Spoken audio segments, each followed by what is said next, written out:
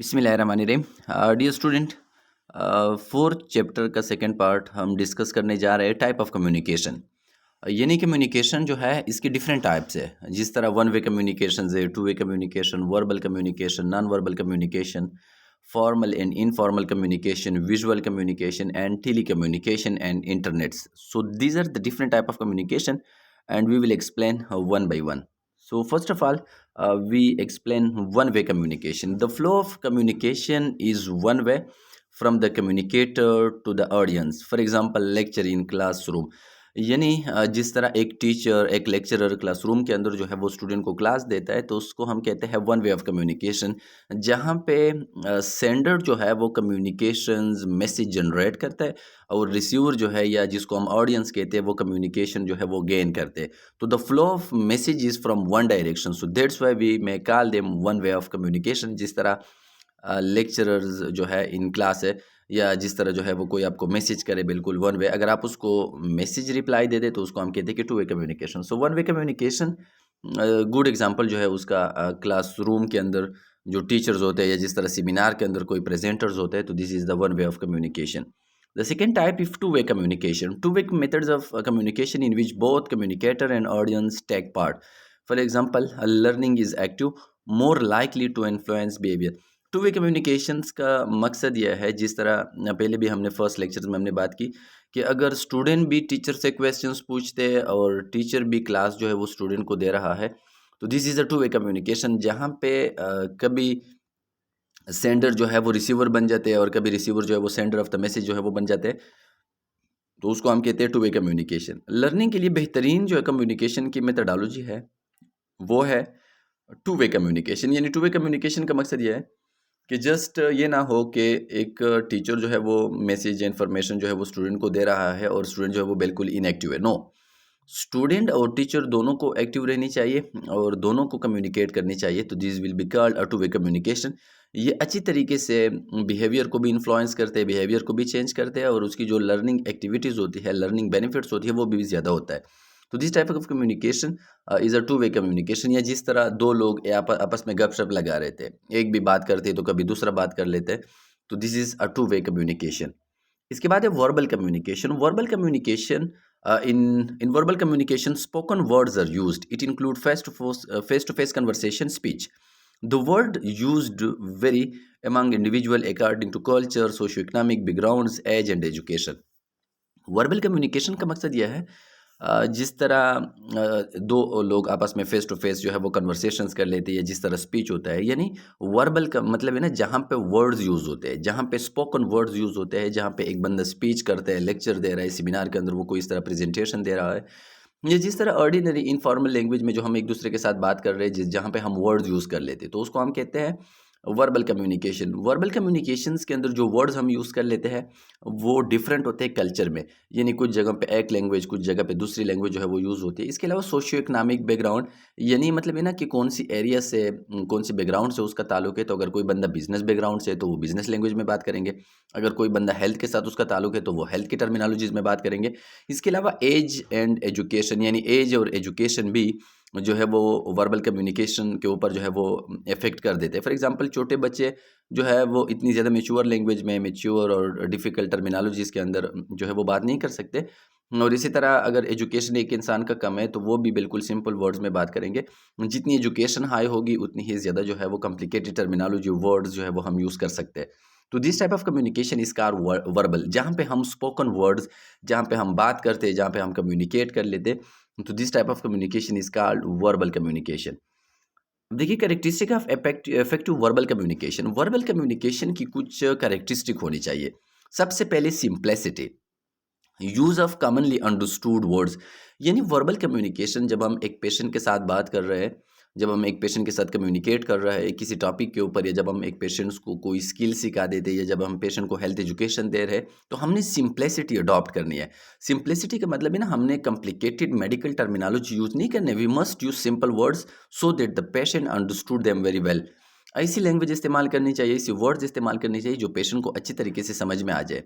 दूसरी characteristic effective verbal communication की clarity, यानी से एग्जैक्टली व्हाट इट मीन, यानी बिल्कुल क्लियर कट जो है वो वर्ड्स बोलनी चाहिए, जो मकसद है मैसेज का बिल्कुल वही डिलीवर करनी चाहिए।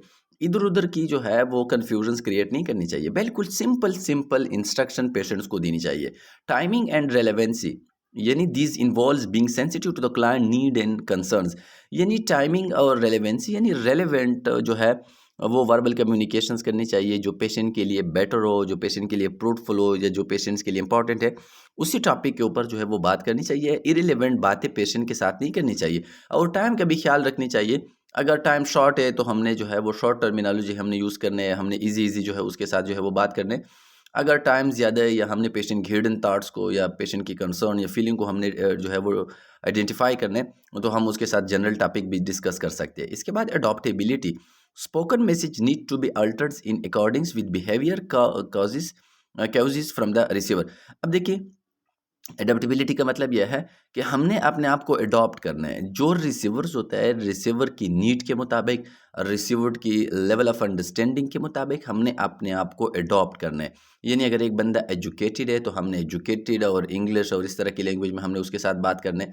अगर एक बंदा सिंपल है, अनएजुकेटेड है, किसी लैंग्वेज को समझने में उसको प्रॉब्लम्स है, then we may use a simple word, simple terminology, यानी we must adopt according to the need of receiver.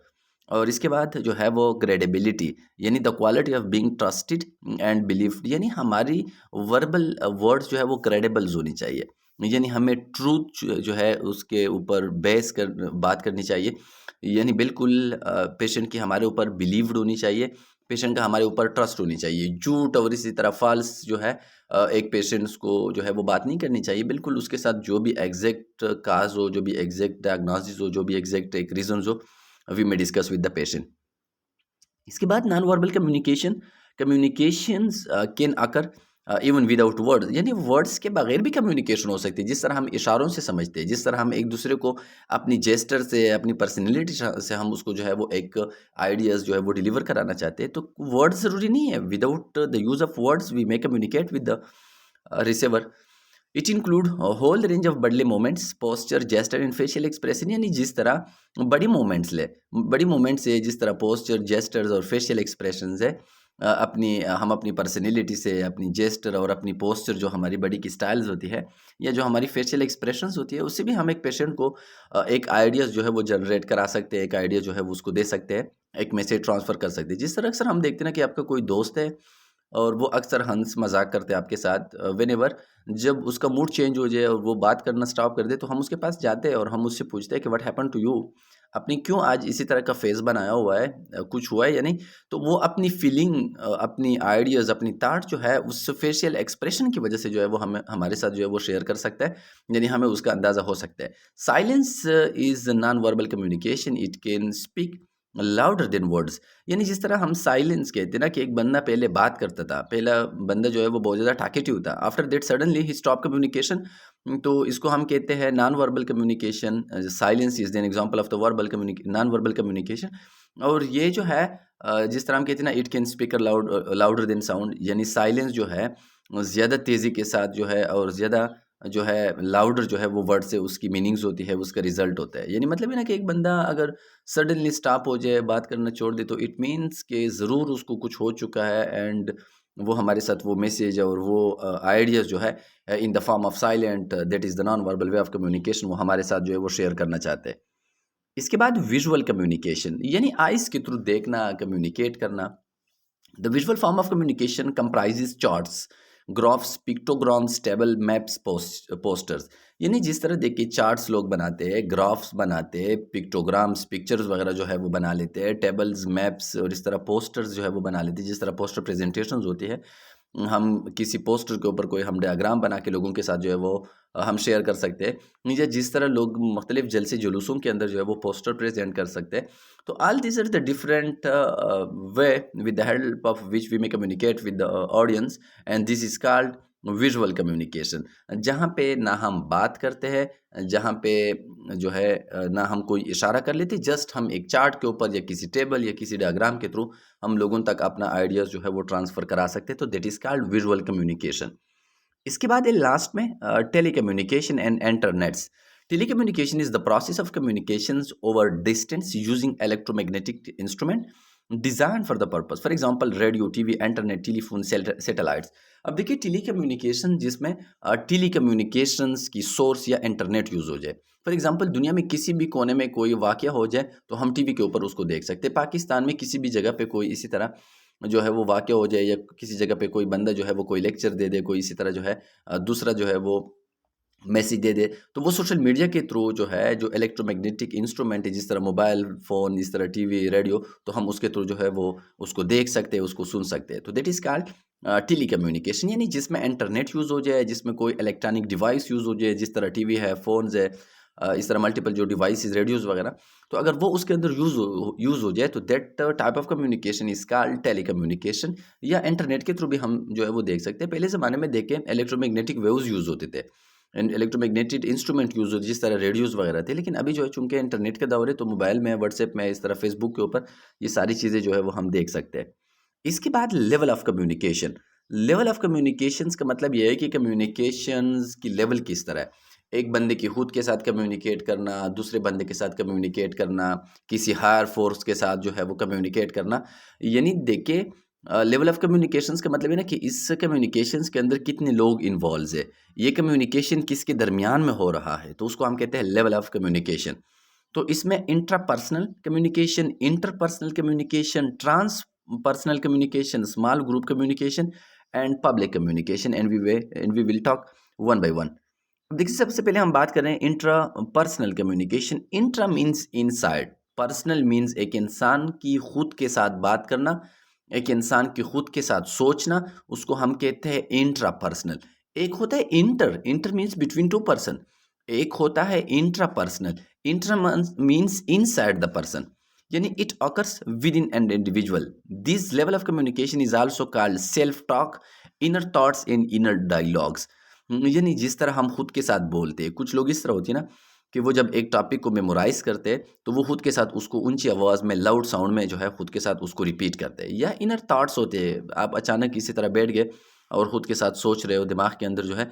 या इनर डायलॉग्स है, या खुद अपने अंदर जो है खुद के साथ एक इंसान जो है वो बोल रहा है, तो इसको हम कहते हैं इंट्रा पर्सनल कम्युनिकेशन। यानी जिस तरह अक्सर कल फॉर एग्जांपल एक टीचर ने आपको प्रेजेंटेशन दिया हुआ है क्लास के अंदर, तो कुछ स्टूडेंट इस तरह होते हैं कि वो रूम के अंदर बैठ कर के ना खुद के साथ उसके वर्ड्स और उसकी प्रोनाउंसिएशन जो है वो लर्न कर लेते हैं। तो इसको हम कहते हैं intra personal communication, one by one, यानी एक इंसान खुद के साथ सेल्फ इनसाइड जो है खुद के साथ अपना बात कर रहा है उसके अंदर, तो that is called intra personal. दूसरे को हम कहते हैं inter personal. Inter means between two person, यानी it is one to one interaction between the nurse and another person that often occur face to face.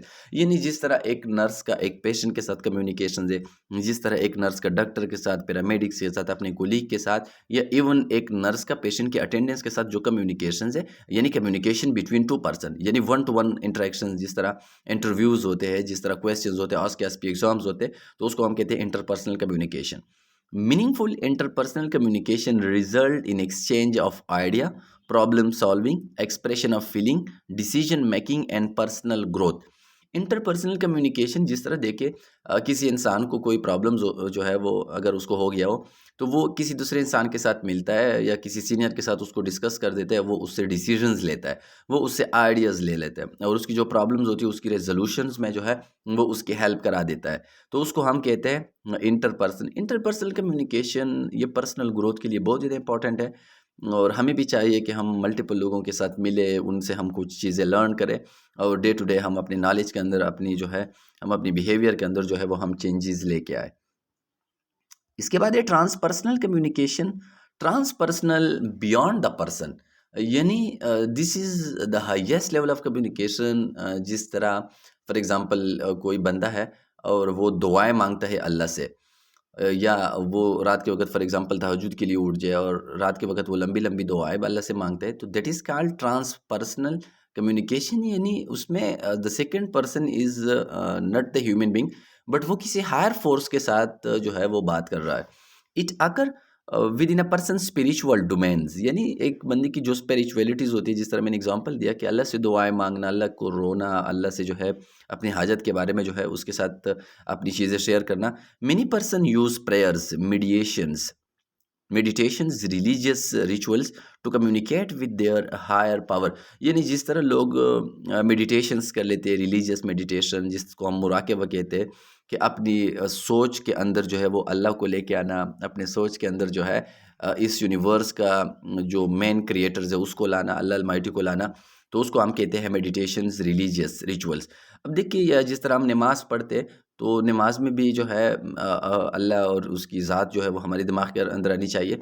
तो दैट इज़ कॉल्ड ट्रांसपर्सनल, यानी जिस तरह कोई दूसरा रिलीजन भी हो सकता है, और उसी रिलीजन का बंदा अगर सोच के अंदर जो है उसको ले ले और उसके ऊपर जो है वो अपनी कम्युनिकेशन उसके साथ जो है वो स्टार्ट करे, तो दैट इज़ कॉल्ड ट्रांसपर्सनल कम्युनिकेशन। इसके बाद है small group communication. Small group it occur when a small number of person meet together, it usually goal directed and referred and understanding of group dynamics। अब देखिए small group communications का मतलब है ना, जिस तरह टीचर क्लास के अंदर ग्रुप्स बना लेते हैं, या जिस तरह ग्रुप डिस्कशंस होते हैं, कोई एक टॉपिक जो है वो टीचर ग्रुप को दे देता है और इसमें से हर एक मेंबर उस टॉपिक के ऊपर बात करना स्टार्ट कर देते हैं, तो उसको हम कहते हैं small group communication. Small group communication, उसका कोई मकसद होता है, वो गोल डायरेक्टेड होते हैं और उसकी अंडरस्टैंडिंग जो है, यानी ग्रुप की जो वेरिएशंस है, ग्रुप की जो कैरेक्टरिस्टिक है, उसको अंडरस्टैंड करना भी बहुत ज़्यादा ज़रूरी है। तो स्मॉल ग्रुप कम्युनिकेशन, उसमें 2 से ज़्यादा लोग इन्वॉल्व होते हैं, जिसका कोई मकसद है, जिसका कोई जिस तरह जो है देखिए स्टूडेंट की क्लास के अंदर ग्रुप्स होती है, उसकी फ्रेंड सर्कल्स होते हैं, जिसके साथ वो आइडियाज़, अपनी थॉट्स और अपनी लेक्चर्स और अपनी स्टडी जो है वो कम्युनिकेट करते हैं। तो that is called small group communication. इसके बाद है पब्लिक कम्युनिकेशन, यानी it is the interaction with the audience. Nurses have an opportunities to speak with group of consumers about health related topics, present scholarly works to colleagues at conference or lead classroom discussion। अब देखिए public communications का मतलब यह है जहाँ पे audience आपके large number of individuals हो, आपकी जो है ऑडियंस किसी कम्युनिटी के मेंबर्स हो, या एक ब्रॉड जो है लोग आए आपकी जो है टॉपिक के सुने और आपकी मैसेज जो है उसको अच्छी तरीके से परसीव करें, तो उसको हम कहते हैं पब्लिक कम्युनिकेशन। यानी जिस तरह कोई इसी तरह कम्युनिटी गैदरिंग है, या इस तरह कम्युनिटी जो है वो सेमिनार है और इसके अंदर जो है वो हम कम्युनिटी के इश्यूज़ के ऊपर बात करें, या जिस तरह हम अपनी स्कॉलरली पेपर या हम अपनी रिसर्च पेपर अपनी कोलीग के साथ किसी कॉन्फ्रेंस के अंदर जो है वो शेयर करें, या जो क्लासरूम डिस्कशंस होता है, यानी क्लासरूम के अंदर जो है बहुत सारे स्टूडेंट जो है वो बैठे होते हैं, उसके अंदर जो है 50-60-100 स्टूडेंट बैठे होते हैं, तो अगर हम उसके साथ अपनी चीज़ें, अपनी आइडियाज़, अपनी थॉट्स शेयर करें, तो that is called public communication. Public communication is mostly important when we apply the role of a community nurse. तो जब हम किसी कम्युनिटीज़ में जाते हैं और वहाँ पे लोगों को हम इकट्ठा कर लेते हैं किसी कम्युनिटी के किसी हॉल के अंदर, किसी एरियाज़ के अंदर, और वहाँ पे हम उसको कम्युनिटी के प्रॉब्लम्स के हवाले से उसको ट्रेनिंग दे दें, उसको एजुकेशन दे दें, तो that is a good example of the public communication. इसके बाद है थेराप्यूटिक कम्युनिकेशन। देखिए the main idea of communication must be a therapeutic communication in the field of nursing. Nursing के अंदर जो कम्युनिकेशन इस्तेमाल करते हैं हम, उसमें जो मोस्ट इम्पॉर्टेंट है, हद से ज़्यादा जो इम्पॉर्टेंट है, वो है थेराप्यूटिक कम्युनिकेशन।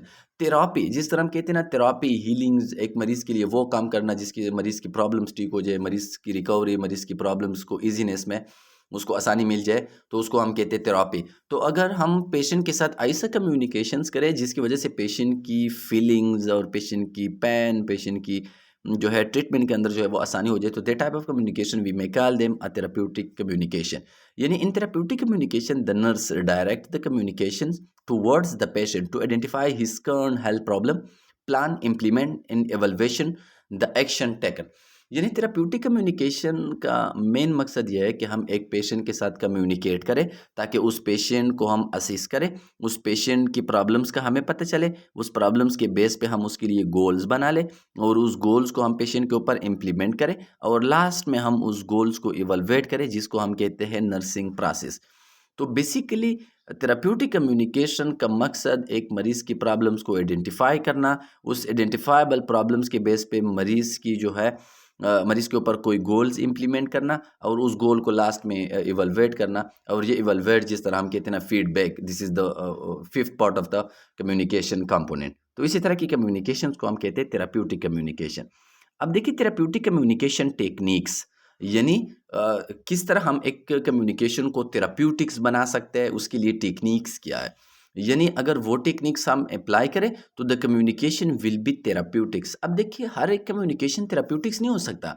अगर किसी कम्युनिकेशन के अंदर ये वाली टेक्निक इंक्लूड्स है तो हम उसको थेराप्यूटिक कह सकते हैं। सबसे पहले ऑफरिंग सेल्फ, मरीज को खुद ऑफर करना। यानी अक्सर हम मरीज को कहते हैं कि देखिए मैं यहाँ पे अवेलेबल हूँ और 2 बजे से लेके फॉर एग्जांपल 8 बजे तक मेरी ड्यूटी है, आपकी कोई भी खिदमत है, मैं यहाँ पे आपके लिए अवेलेबल हूँगा।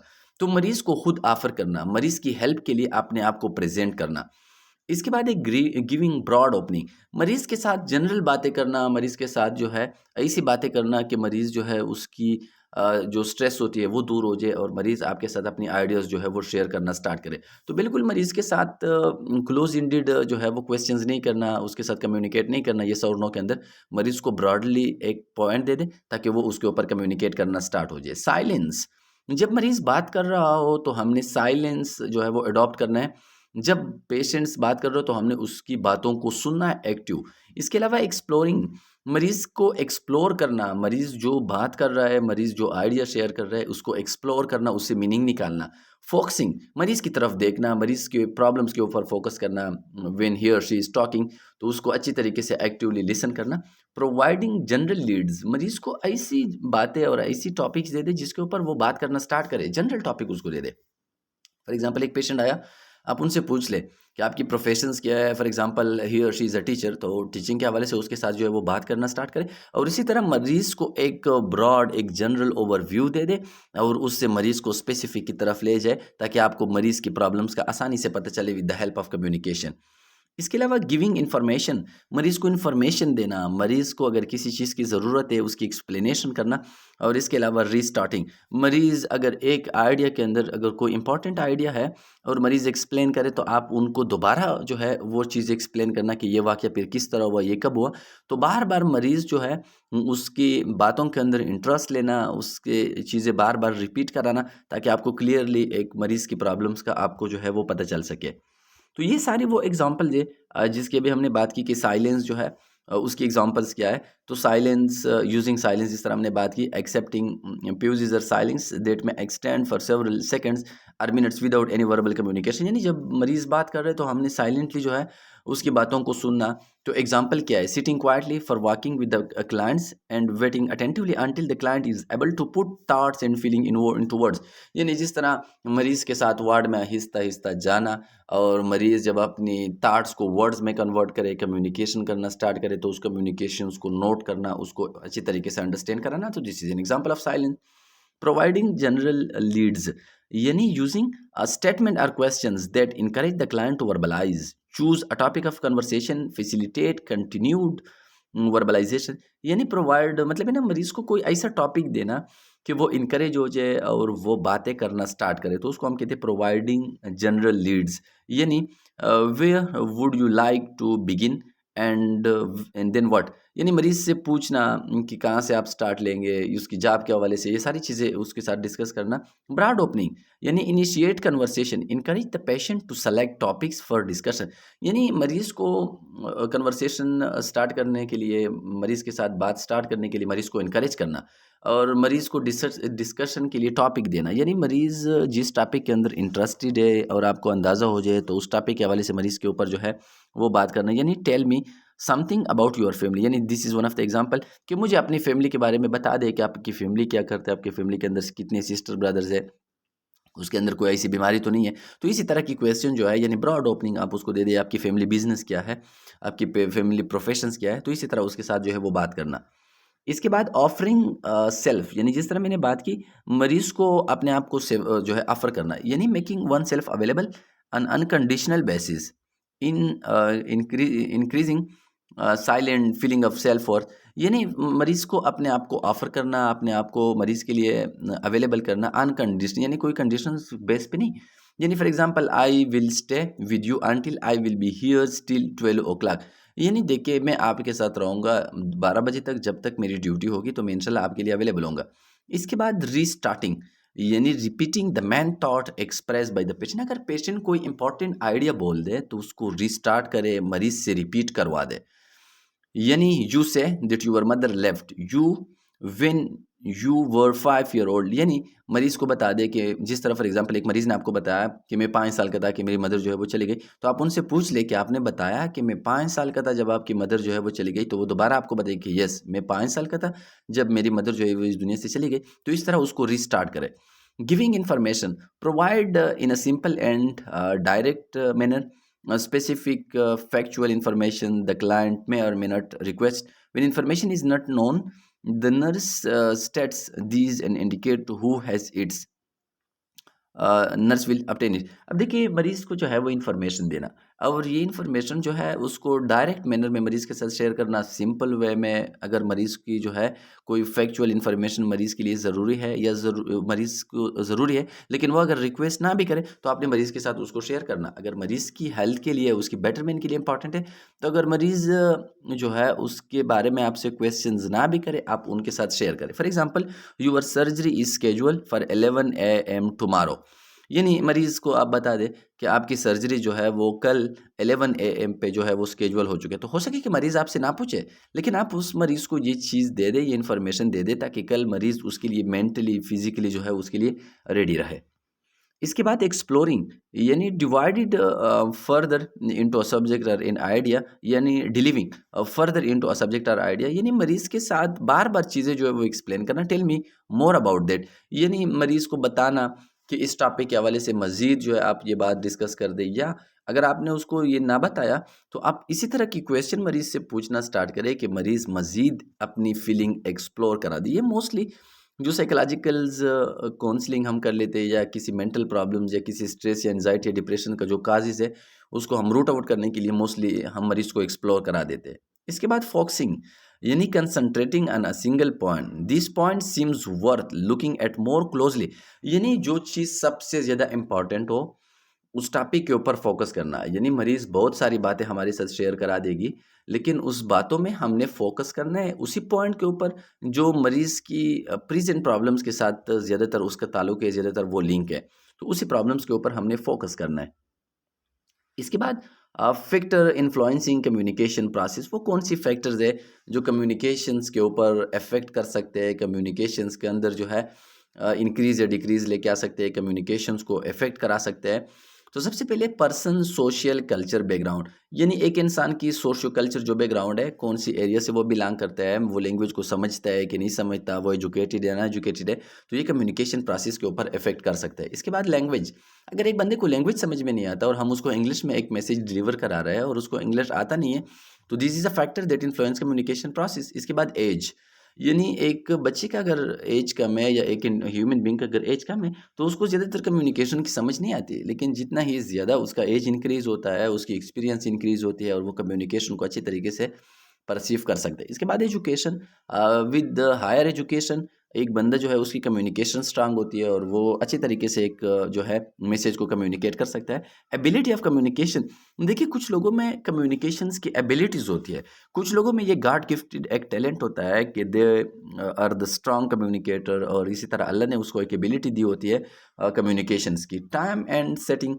अब देखिए time and setting, for example time नहीं है तो कम्युनिकेशन जो है वो हम अच्छी तरीके से नहीं कर सकते, अगर टाइम ज़्यादा है तो हम अच्छी तरीके से कम्युनिकेट कर सकते हैं। इसके अलावा सेटिंग है, मल्टीपल एरियाज़ है और वहाँ पे जो ऑडियंस है, और वहाँ पे फॉर एग्जांपल आप किसी जगह पे फर्स्ट टाइम चले गए और वहाँ पे आप जो है एडजस्ट नहीं है, तो आप अच्छी तरीके से कम्युनिकेशन नहीं कर सकते, लेकिन with the passage of time you became confident there और आप अच्छी लैंग्वेज में कम्युनिकेशन कर सकते हैं। इसके अलावा इमोशन एंड सेल्फ इस्टीम, हर बंदे की इमोशंस और उसकी जो फीलिंग्स होती है और उसकी जो सेल्फ इस्टीम्स होती है, उसकी जो इनर उसकी जो थॉट्स होती है, वो भी कम्युनिकेशन जो है उसकी प्रोसेस को अफेक्ट कर सकते हैं। तो these are the different factors that influence communication. इसके बाद नॉन थेराप्यूटिक्स कम्युनिकेशंस, यानी नॉन थेराप्यूटिक रिस्पांस जिसको हम कहते हैं, यानी एक बंदे के साथ जो है वो आप बात कर रहे हो तो उसके अंदर वो कौन सी ऐसी नॉन थेराप्यूटिक रिस्पांसेस हो सकते हैं। सबसे पहले नॉट लिसनिंग प्रॉपर्ली, अगर हम एक पेशेंट को प्रॉपर्ली ना सुने और हम उसको दरमियान में टोकते हैं, दरमियान में हम उसको डिस्टर्ब करा देते हैं, तो ये एक नॉन थेराप्यूटिक रिस्पॉन्स है। यानी हमारा ये जो रिस्पॉन्स है पेशेंट्स की प्रॉब्लम्स के लिए, ये नॉन थेराप्यूटिक्स है, यानी this is communication but this is not a therapeutic communication. इसके अलावा रिजेक्शन, रिफ्यूजिंग फ्रॉम डिस्कशन, यानी पेशेंट्स को हम रिजेक्ट करें, पेशेंट हमारे साथ बात करना स्टार्ट करो, हम उसको स्टॉप करा दे दैट टाइम। या हम पेशेंट से चले जाए, या हम पेशेंट्स को जो है वो हम बता दें कि I am not interested in your problems listening, तो उसको हम कहते हैं रिजेक्शन। तो ये भी एक नॉन थेराप्यूटिक रिस्पॉन्स है। फॉल्स होप, मरीज को झूठ बोलना, यानी जिस तरह कम्युनिकेशंस के अंदर हमने बात की कि कम्युनिकेशंस की क्रेडिबिलिटी ज़रूरी है, यानी पेशेंट्स को आपकी बातों के ऊपर यकीन आनी चाहिए। तो अगर आप फ़ॉल्स होप दे रहे हो तो आपकी क्रेडिबिलिटी ठीक नहीं है, और ये नॉन थेराप्यूटिक्स वह है, नॉन थेराप्यूटिक रिस्पॉन्स है। Too much probings into personal matter, मरीज़ की पर्सनल मामले के अंदर बार-बार जो है वो छलांग लगाना, this is non therapeutics response. यानी मरीज़ के साथ पर्सनल की चीज़ें ज़्यादा जो है वो डिस्कस नहीं कराना है, बिकॉज़ इसी तरह की चीज़ें मरीज़ को हर्ट करा देते हैं। चेंजिंग द सब्जेक्ट, बार-बार जो है वो सब्जेक्ट को चेंज करना, टॉपिक को चेंज करना, तो ये भी जो है वो ज़रूरी नहीं है। जिस चीज़ के ऊपर हम जा रहे हैं वही चीज़ डिस्कस करना चाहिए। शेयरिंग पर्सनल और वर्क रिलेटेड प्रॉब्लम्स, मरीज़ के साथ जो है ज़्यादा से ज़्यादा शेयरिंग, उसकी पर्सनल या वर्क रिलेटेड प्रॉब्लम जो है उसके साथ शेयर नहीं करनी चाहिए। देखिए, अगर उसकी ज़रूरत है और वो इम्पोर्टेंट है पेशेंट की प्रॉब्लम्स को एक्सप्लोर करने में, तो बिल्कुल हम कर सकते हैं। बट अगर वो ज़रूरी नहीं है, उसकी प्रॉब्लम्स के साथ लिंक नहीं है, तो हमने उसके साथ जो है वो चीज़ें शेयर नहीं करनी चाहिए, और उसकी प्रॉब्लम्स के रिलेटेड जो है वर्क रिलेटेड प्रॉब्लम हमने डिस्कस नहीं करनी चाहिए। इसके अलावा रिवेल कॉन्फिडेंशियल इन्फॉर्मेशन, मरीज़ की अगर इन्फॉर्मेशन जो है हम कॉन्फिडेंशियल नहीं रख सकते हैं, हम उसको एक्सप्लोर करा देते, तो this is a non therapeutics. या मरीज़ को इस चीज़ का अगर खतरा हो जाए कि ये बंदा मेरी कम्युनिकेशन जो है उसको एक्सप्लोर करा देगा, उसको लोगों के साथ जो है वो और शेयर करेगा, तो ये भी एक नॉन थेराप्यूटिक रिस्पॉन्स है। But this is the fundamental responsibility, ethical responsibility of the patient to be treated confidential and in a privacy. तो अगर मरीज़ को इस चीज़ के साथ डील ना किया जाए, तो ये एक नॉन थेराप्यूटिक जो है वो रिस्पॉन्स है। तो this is about the different non therapeutic and therapeutics in the different factors that influence the communication process, and the different level of communication and different way of communication that we have discussed in this part of the communication.